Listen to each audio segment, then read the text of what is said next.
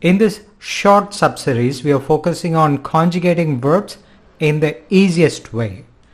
Now, in this video, in just 2 minutes time, yes, I repeat, you'll actually need just 2 minutes to learn the present and future tense of any verb. A very simple method, and once you learn present tense and future tense, only past tense remains, and we'll see that in the next video.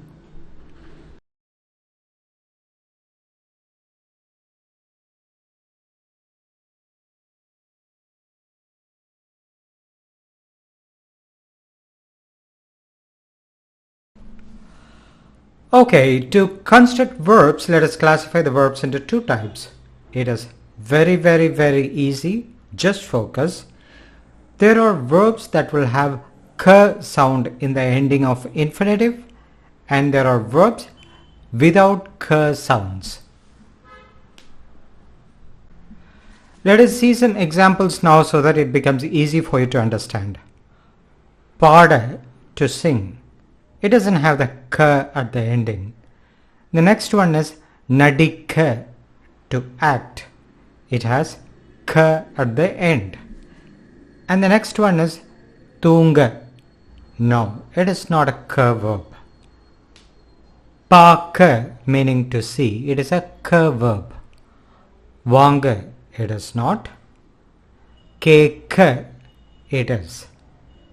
Vara, to come, it is not. And padukka, it is a k ending verb. See, it is very simple. So k and non-k ending verbs in an infinitive. So merely knowing the k and without k verbs in an infinitive, one can conjugate to present tense and future tense of almost any verb with a simple method. This is the conjugation rule which works almost 99% of the time for all the verbs. Let us see now. Let us leave out the past tense and have left that blank. It is only present tense and future tense that we are focusing in this particular video. Okay. The verbs without k will conjugate as re and ve. Example, pada, to sing. Padare, paduve. I sing, I will sing. Now the k verb, nadike, it becomes nadikire, nadipe. If you look at the table, it is all self-explanatory. The k verb will have one type of endings in present tense and future tense, while without the k verb will have a different type of ending in present and future tense. Tunga, tungare, tunguve. Paaka, paakare, and pape. Vanga, vangare, vanguve. And keka, kekare, kepe. Just this chart is a complete guide to everything about present tense and future tense.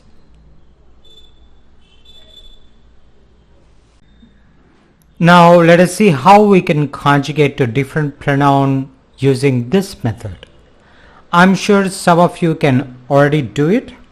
So let us take a verb that many of us do not like to do, to read or study. I do not even like to say that. Okay, padike. Padike in Tamil is used for both read and study. Since it is a k verb, it becomes padikire in present tense and padipe in future tense. I read, I will read. Now once you know that for I, first person singular, you can conjugate for any, that is he, she, it, they, since you already know the endings which you have learned from video 172, which is also in the right side column. Now let us take a verb that we all like to do, to sleep. It is a verb without k. Tunga, Therefore, it gets to Tungre, Tunguve. Now you can go on to do the present tense and future tense for any personal pronoun. Here's the Tamil script, and this chart is, if you look at it, it explains everything about the present tense and future tense. There are very few countable number of verbs which are exceptions. I'll give you the list later.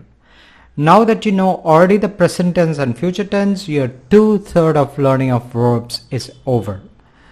What is left is past tense, and we will devise a easy method for that too using personalities. We want things to be simple. Now, however easy it is, you still need to regularly spend at least a few minutes, or sometimes even seconds are enough, and Instagram is the best way to refresh your memory. Especially for anything that you've learned, it becomes easy to relearn in a few seconds. Instagram Learn Speak Tamil. In the next video we shall see past tense, and that is all. You'll find learning real easy afterwards. Vanakkam.